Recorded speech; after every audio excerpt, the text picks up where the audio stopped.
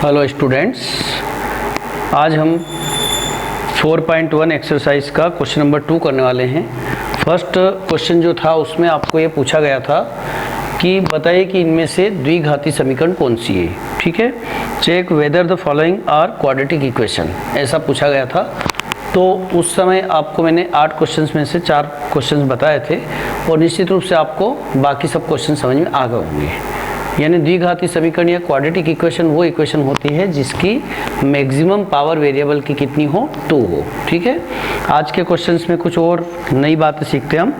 आज के क्वेश्चन लिखा है क्वेश्चन नंबर 2, निम्नलिखित स्थितियों को द्विघात समीकरण के रूप में निरूपित कीजिए। मतलब उसने अब आपको इक्वेशन बनाने का बोला है। इसने कहा कि represent the following situation in the form of the quadratic equations. यानी आपको कोई एक कंडीशन मिल रही है, उस कंडीशन का यूज़ करके और आपको इक्वेशन स्वयं बनाना है। ठीक है, जैसे क्वेश्चन नंबर 1 है इसका, क्वेश्चन नंबर 2 का फर्स्ट पार्ट है। इसमें लिखा है कि एक आयताकार भूखंड का क्षेत्रफल 528 वर्ग मीटर है। ठीक है, एक आयताकार भूखंड का जो क्षेत्रफल है वो 528 वर्ग मीटर है। ठीक है, the area of the rectangular plot is 528। इसका जो एरिया दे रखा है वो आपका 528 मीटर स्क्वायर। आगे लिखा है कि हमें भूखंड की लंबाई और चौड़ाई ज्ञात करना है, जबकि ये दे रखा है कि क्षेत्र की जो लंबाई है वो चौड़ाई के दुगने से 1 अधिक है। ठीक है, the length of the plot is 1 more then twice of the breadth. ये सबसे बड़ी बात है कि जो लंबाई है वो चौड़ाई से दुगने से भी 1 अधिक है। फिर से पढ़ते हैं हम, देखिए इसमें लिखा है कि लंबाई चौड़ाई के दुगने से भी 1 अधिक है।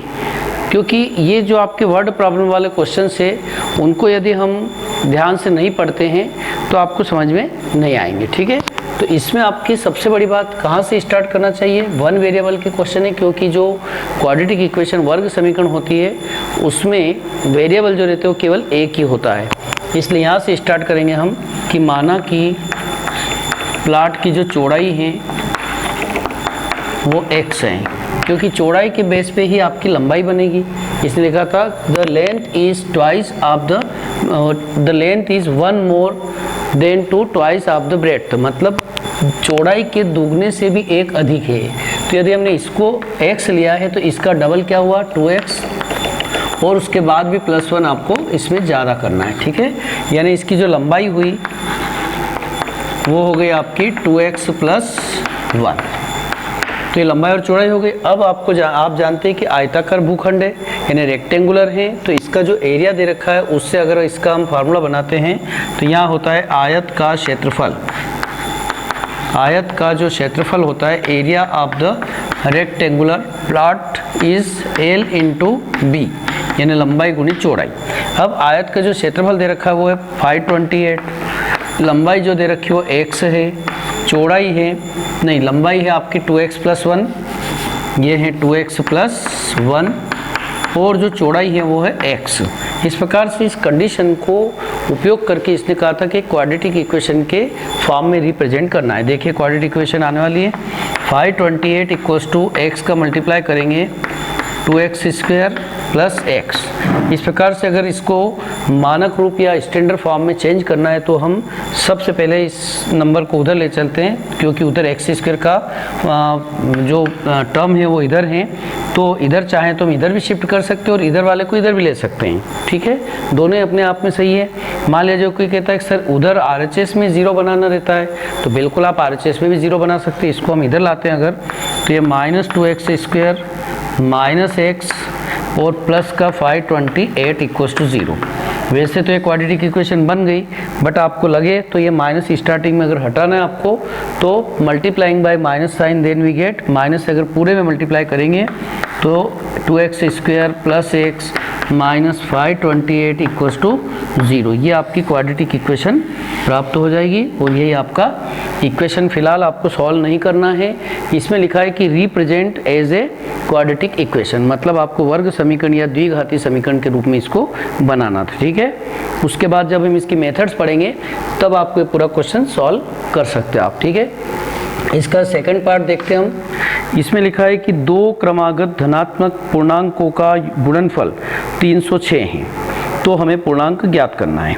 ठीक है, the product of two consecutive positive integers is 308, then find the positive integers.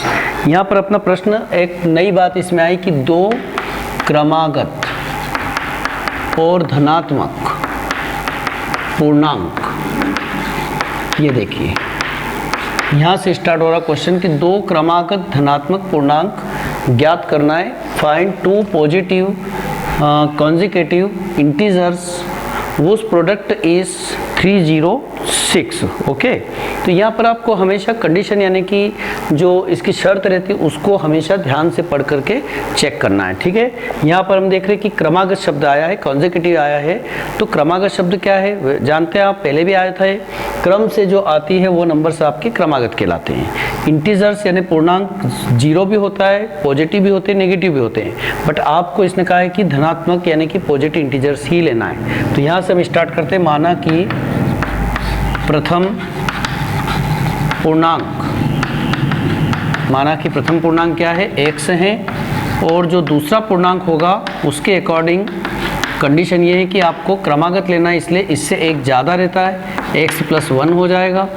ठीक है, कॉन्जिक्यूटिव धनात्मक ये क्रमागत का मतलब जैसे मान लो पहला 13 है तो दूसरा क्या होगा 14, अगर पहला 14 है तो दूसरा 15 होगा, मतलब एक हमेशा ज़्यादा लेना है। ठीक है, अब इन दोनों का जो प्रोडक्ट है, तो यहाँ पर आपको जो अकॉर्डिंग टू क्वेश्चन है दी गई शर्त के अनुसार ये लिखा है कि इन दोनों का जो प्रोडक्ट है यानी कि x और x + 1, इन दोनों का जो प्रोडक्ट है वो 306 के बराबर है। ओके, x का मल्टीप्लाई x से करते हैं x², फिर x का 1 से करते हैं x, और इसको इधर शिफ्ट करते हैं तो 306 = 0। इस प्रकार से ये आपका क्वाड्रेटिक इक्वेशन के फॉर्म में रिप्रेजेंट हो गया। फिलहाल इस क्वेश्चन को आपको इतना ही करना है, क्योंकि इसमें लिखा है कि रिप्रेजेंट करें केवल निम्नलिखित परिस्थितियों को द्विघात समीकरण के रूप में रिप्रेजेंट करिए। इसको बाद में हम सॉल्व भी कर सकेंगे। ठीक है, फिलहाल आपको यहीं तक करना है इस क्वेश्चन को। थर्ड क्वेश्चन इसका ये है कि रोहन की माँ उससे 26 वर्ष बड़ी है। क्या बोला है, रोहन की माँ उससे 26 वर्ष बड़ी है, मतलब रोहन से बड़ी है। ठीक है, उनकी आयु का गुणनफल अब से 3 वर्ष पश्चात 360 हो जाएगा, तो हमें रोहन की वर्तमान आयु ज्ञात करना है। देखिए, आपको रोहन की प्रेजेंट एज बताना है। ये क्वेश्चन इस प्रकार से है, रोहन की माँ की आयु 26 वर्ष से बड़ी है, रोहन से बड़ी है, यानी कि Rohan's mother is 26 older than him. तो यहाँ से स्टार्ट हम यहाँ से करेंगे कि माना कि रोहन की वर्तमान आयु present age, let the present age of the Rohan be x years, x वर्ष है। उस पोजीशन में जो माँ की आयु हुई वो निश्चित रूप से वर्तमान आयु रोहन से कितनी है, ये बार बार देखिए आप, जब तक हम नहीं पढ़ेंगे तब तक पता नहीं होगा। रोहन की माँ उससे 26 वर्ष बड़ी है, मीन्स x + 26 हो गया। अब ये बोला कि ये तो वर्तमान की बात कर रहे हैं, इसने लिखा है कि अब से 3 वर्ष पश्चात, आफ्टर 3 ईयर्स।